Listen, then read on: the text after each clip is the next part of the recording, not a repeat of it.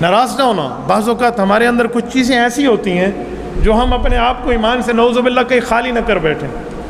کسی بزرگ کے پاس دعا کرانے جائیں اولاد کے لیے تو یہ کہیں کہ اللہ نے اس بزرگ کی دعا کے صدقے مجھے اولاد دی ہے، یہ تو ٹھیک ہے، اس پہ کوئی مسئلہ نہیں ہے. ہم تو بزرگوں کی بزرگیت کے، بزرگوں کے بزرگ ہونے کے قائل ہیں، لیکن آپ یہ کہیں کہ اس بزرگ نے مجھے بیٹا دیا ہے تو یہ ویسے شرک ہے جیسے ابو جہل کا شرک ہے.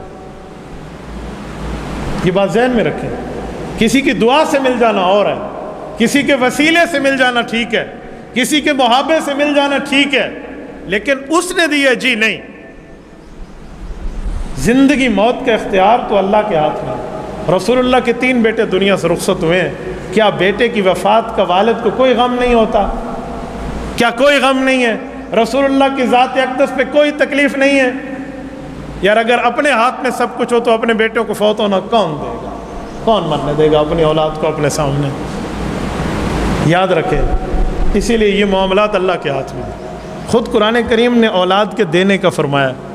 یَهْبُ لِمَن يَشَاءُ إِنَاثًا وَيَهْبُ لِمَن يَشَاءُ الذُّكُورَ أَوْ يُزَوِّجُهُمْ ذُكْرَانًا وَإِنَاثًا وَيَجْعَلُ مَن يَشَاءُ عَقِيمًا. فرمایا 4 باتیں ہیں. نمبر 1، جسے چاہتا ہوں بیٹی دیتا ہوں، جسے چاہتا ہوں بیٹا دیتا ہوں، جسے چاہتا ہوں دونوں ملا کے دیتا ہوں، جسے چاہتا ہوں بانجھ بنا دیتا ہوں. یہ چاروں اللہ کے ہاتھ میں، چاروں رب العزت کے معاملات ہیں. یہ اللہ کے ہاتھ میں، کچھ بھی نہیں. یہ کسی اور کا معاملہ نہیں ہے. کسی کے ہاتھ میں اس طرح کا کوئی نفع نقصان نہیں ہے. کوئی نہ ہماری بگڑی بنا سکتا ہے، نہ کوئی حاجت روا ہے، نہ کوئی مشکل کشا ہے. فقط ذات ہے تو اللہ کی. بس اس توحید کے نظریے کو بندہ قائم رکھے، ورنہ ٹکریں مار مار کے بندے کے ماتھے پر اتنا موٹا 5 کلو کا محراب بھی بن جائے نا تو کوئی نمازی بندے کا فائدہ نہیں ہے. رائے گاں گئی اگر عقائد میں شرک ہوا. میں اس مثال کو ایک عوامی مثال میں اس عقیدے کو آپ کو سمجھانے لگا ہوں. اسکول میں آپ بچے کو داخلہ دلاتے ہیں اور اسکول میں بچے کے 2 کام ہیں. Number 1 admission, number 2 school work. Admission کا معنی آپ کا بچہ اسکول میں داخل ہو گیا. اسکول ورک کا معنی وہ وہاں کا کام کرے گا، ہوم ورک، کلاس ورک، اس کو جو بھی ملے گا وہ سارا پورا کرے گا. تو سال کے آخر میں امتحان ہوگا، یا پاس ہوگا یا فیل ہوگا. لیکن آپ کے بچے کی کاپیاں فل ہوں، school work, home work, class work بالکل اس نے کیا ہوا، ایڈمیشن نہ ہو وہ اسکول کا لڑکا شمار ہوگا؟ داخلہ نہ ہو وہ اسکول کے اسٹوڈنٹ شمار ہوگا؟ کبھی بھی نہیں، کبھی بھی نہیں. تو توحید عقیدہ یہ اسلام میں داخلہ ہے، اسلام میں ایڈمیشن ہے. یہ نماز، روزہ، کلمہ، حج، زکوٰۃ، نکاح، اذان، یہ باقی عبادات یہ اسلام ورک ہیں، یہ اسلام کے کام ہے. یہ جتنے بھی ہوں، اگر توحید کے عقیدے میں فرق آ گیا کسی قسم کا کوئی نظریہ قبول نہیں، کوئی عبادت قبول نہیں. جو میں نے حدیث پاک پڑھی حضرت معاذ بن جبل رضی اللہ عنہ کی، اللہ کے رسول نے حضرت معاذ کو فرمایا تو حضرت معاذ فرماتے ہیں اوصانی رسول اللہ صلی اللہ علیہ وسلم، مجھے میرے پاک پیغمبر نے اس بات کی وصیت فرمائی ہے. فرمایا لا تشرک باللہ ان قتلت او حرکت او صلبت، کا یاد رکھنا تجھے کوئی پھانسی پہ چڑھا دے پھندا قبول کرنا، شرک نہ کرنا. تجھے کوئی مارنے پہ آ جائے قتل ہونا قبول کرنا، شرک نہ کرنا. تجھے کوئی جلانے میں آ جائے جل جانا، او حرکت جلنا قبول کرنا، شرک نہ کرنا. یہ رسول اللہ صلی اللہ علیہ وسلم کی ذات اقدس حضرت معاذ اپنے صحابی کو وصیت فرما رہے ہیں. فرمایا لا تشرک باللہ شیئا، شیئن اس پر 2 زبریں ہیں، اسے کہتے ہیں تنوین. اسے نحو کی زبان میں کہتے ہیں تنوین تنکیر. یہ نحو جو ہے نا یہ گویا کہ بنیادی علوم ہیں جس سے عربی سیکھی جاتی ہے.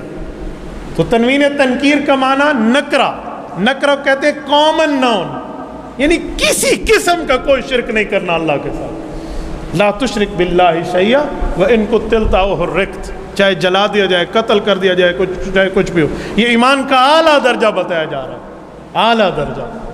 تو آپ خود اندازہ لگائیں توحید کا معاملہ کہاں تک ہوگا.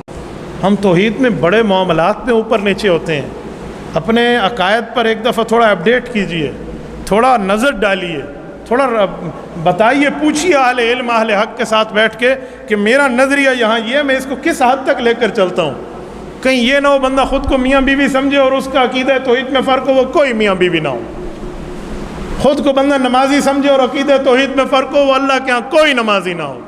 خود کو بندہ روزے دار سمجھے اور گرمی میں 40 درجے پر روزہ رکھ کر گرمی میں روزہ گزار رہا ہے اور خود کو روزے دار سمجھ رہے اور عقیدہ توحید کا فرق ہے اور وہ اسلام میں ہی نہیں ہے، نعوذ باللہ۔ تو عقیدہ کو سمجھنا چاہیے، پوچھنا چاہیے، بتانا چاہیے کہاں تک ہم چل سکتے ہیں۔ کیوں؟ اللہ رب العزت خود فرماتے ہیں وَتِلْكَ حُدُودُ اللَّهِ وَمَن يَتَعَدَّ حُدُودَ اللَّهِ فَقَدْ ظَلَمَ نَفْسَهُ۔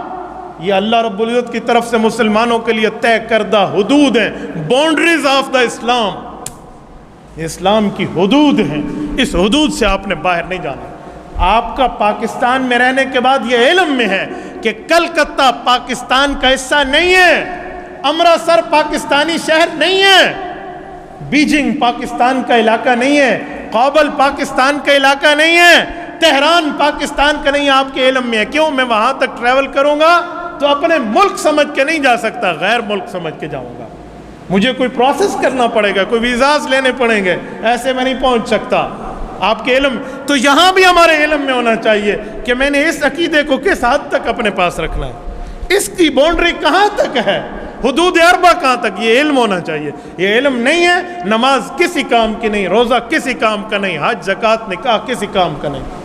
یہ بنیادی عقیدہ توحید ہے، بس توحید میں فرق نہیں آنا چاہیے۔ وہ کہتے ہیں نا دنیا میں کوئی ناراض ہوتا ہے تو ہو جائے نا۔ علامہ اقبال رحمۃ اللہ علیہ نے جو ہمیں نظریہ دیا ہے اپنے شعر میں، فرمایا توحید تو یہ ہے کہ خدا حشر میں کہہ دے، توحید تو یہ ہے کہ خدا حشر میں کہہ دے یہ بندہ دو عالم سے خفا میرے لیے ہے۔ یعنی اللہ رب العزت اس بندے کے بارے میں فرما دے اگر یہ آپ کو اس پر کوئی اعتراض تھا تو یہ توحید کے عقیدے پر مضبوط میری وجہ سے تھا، بس یہی بات یاد رکھیں۔